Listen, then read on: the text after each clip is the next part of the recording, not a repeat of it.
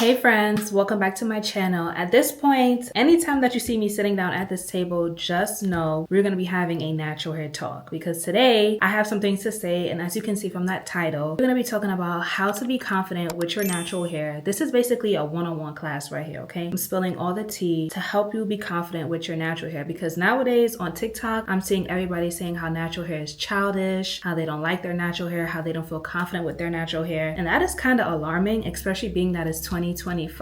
So let's hop into this video. As always, if you are new here, my name is Adea, also known as Hair's Dea. You can find me on TikTok, Instagram, Lemonade, and of course you're here because I post YouTube videos as well. But anyways, enough of that. Let's hop right into this video. So of course, being confident with your natural hair is going to take some time, but the first step is of course to learn your hair, okay? Everyone needs to learn their hair texture and their hair porosity. These are the two most important things. For me, hair porosity is number one and texture is number two, but we're gonna get into both of those. Now, everyone's hair texture is different, okay? So some people have type 4A, some have type 4B, some have type 4C. Sometimes you can have one set texture, or sometimes the front of your hair may be type A, the back may be type B, and the middle may be type C, and that is totally okay. Please do not let social media trick you into thinking that you only need to have one hair type because that is not the case. I have two hair types, okay? I have type 4B and I have type 4A, but mainly type 4B hair. My hair is still thriving and my hair is pretty much still healthy. But like I said, understanding your hair porosity is always going to be number one for me. Now you have high porosity hair, medium porosity, and you also have low porosity hair. Now your main focus should always be understanding your hair porosity. I have high porosity hair, and the reason why porosity is so important because it's going to let you know how your hair absorbs moisture, how it let go of moisture in a certain amount of time, what products you need to use, how much protein you need to use, how much moisture you need to be putting in your hair. Also figuring out how to layer your hair products, which that is actually a big thing right there because we have two different types of ways on how to layer our hair products. We have the LOC method and we also have the LCO method. Now the LOC method is when you apply a leave-in, then an oil, then a cream, and then you have the LCO method where you put in a leave-in, then cream, then an oil. So there's two different ways on how you can layer your products depending on your hair porosity. Now for me, I follow the LCO method. So that's leave-in, cream, and oil, right? We always want the oil in my circumstance to basically seal everything in. So it kind of really all depends on what your hair porosity is like. Now for someone like me who does have high porosity hair, and I know I spoke to you guys about on how your hair absorbs moisture and how your hair loses moisture. Now for high porosity hair, your hair tends to suck in moisture very quickly, but it also loses moisture very quickly. So you have to make sure that you're either refreshing your hair or you're using products that are a little bit on the heavier side so your hair can stay moisturized for a couple of days. Now for low porosity hair, I know it takes a while for the hair to absorb moisture. Now when it comes to losing moisture, I'm not really too sure because I don't have low porosity hair, but I know definitely with the low porosity hair, your cuticles take a while to absorb that moisture. And one thing that I've learned is that confidence really doesn't show up when your hair is like flawless and it's perfect. Confidence really shows up when you are enjoying the process, enjoying the steps, and enjoying how your hair is looking throughout these stages. And that basically falls under my second tip, which is to romanticize your wash day, romanticize your hair journey. I know natural hair can be a lot of work sometimes. Trust me, sometimes I do want to skip wash days and I don't want to wash my hair, but I know if I don't wash my hair, it's going to be very detrimental and it's going to lead into more tangles. So sometimes with natural hair being a little bit more difficult than like a wig or braids, we basically like take a detour from caring for our natural hair and just hiding our hair under wigs, lace fronts, knotless braids, box braids, etc. So my advice to you is to light a candle, put on your favorite playlist, even make a wash day playlist. Honestly, I'm gonna start doing that. I'm gonna make a wash day playlist because sometimes I find myself looking for songs that I want to listen to and I'm actually kind of like wasting time. Honestly, I might create a wash day playlist and share it with you guys. And of course, using products that make your wash day easier. We always want a product with great slip. I know a lot of people do not like to detangle their type 4 hair or their natural hair in general because the detangling process takes so much work, but I promise you, if you find a product with great slip and you apply a good amount of water, you will not struggle. So you definitely want to like shift your mindset from,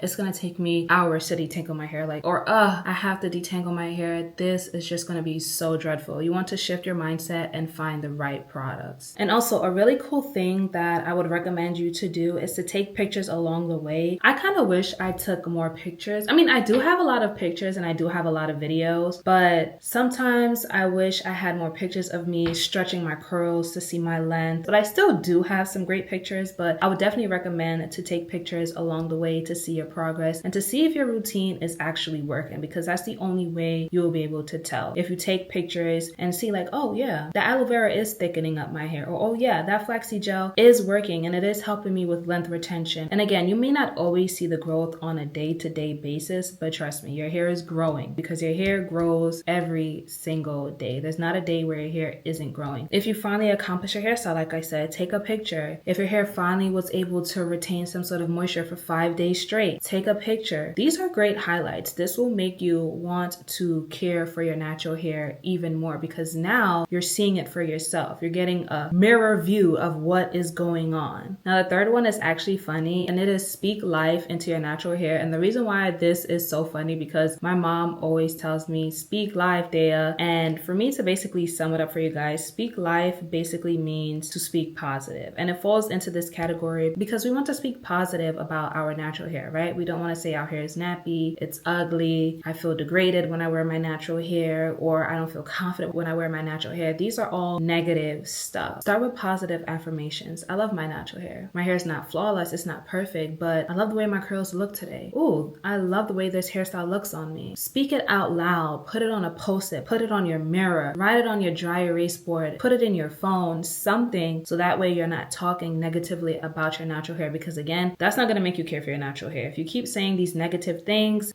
9 times out of 10, you're not going to want to deal with your natural hair. You're just not. I have come across a lot of videos where girls are talking about how they don't feel confident with their natural hair, how they look childish, and like they just don't have time for their natural hair. And it's very interesting to me because how can you not have time for something that's growing out your scalp? And I feel like it's just due to the lack of education on how to take care of your hair. So again, your natural hair is not childish. You can take care of your hair. Your hair can get long. Your hair can grow. Trust me when I say it. Do not let social media put these standards in your head to make you think that you cannot grow your hair, because girl, you can do it. You can do it. And the last one is number 4, and it is to find a signature hairstyle that you love and enjoy. This is a very important one because you don't want to find a hairstyle that's going to be more damaging than good. And I am a prime example of that, because in the beginning of my natural hair journey, I really enjoyed doing high puffs and high buns as well, but a high puff, that was my signature hairstyle. When I tell you guys, I used to do a high puff maybe like every other day. Anytime I had to go out, a high puff was my hairstyle. Why? Because my hair just looked so big and voluminous. It just looked so beautiful. So I loved doing high puffs until I realized how damaging it is for my natural hair. How my edges started to thin, the back of my hair started to thin. I was like, wait.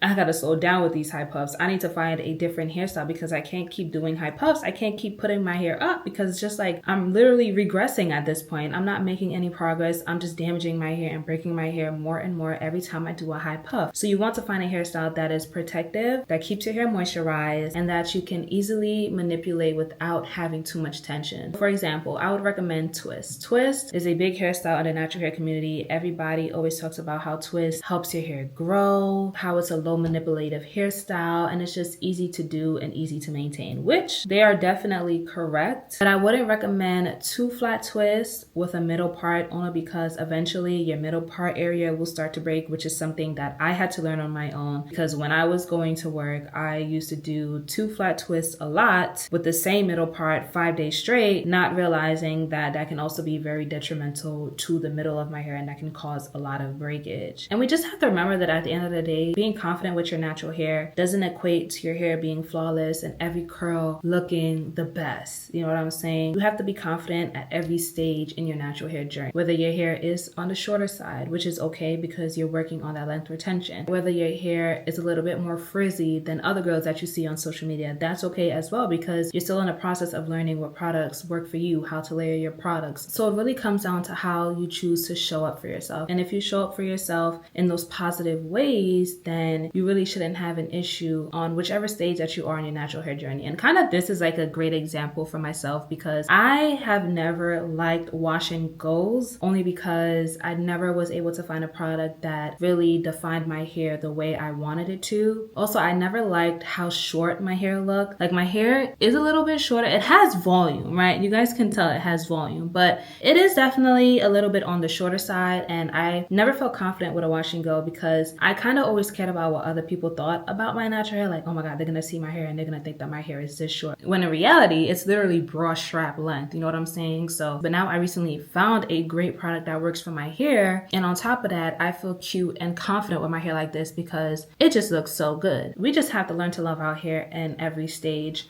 honestly and truly. How you care for it, how consistent you are, because consistency is a big thing. How positive you are, that is also a huge aspect. Again, the affirmations, and of course, having pride. We have pride with everything else that we do. The last thing that we do need to have pride in is our natural hair, what's growing on your scalp. Because nowadays, let's be real, there's not a lot of pride with natural hair nowadays. Like, I love how I see a lot of creators highlighting natural hair, but I feel like I still come across those 1 or 2 videos where it's like, really? You really think that? Kind of want to make a movement into caring for natural hair. I would love to have like a natural hair like group one day that I can set up. That would be amazing. But always remember that your natural hair is not a trend. It's not a project. It's a part of you. Start embracing your hair day by day, and trust me, that confidence will be built.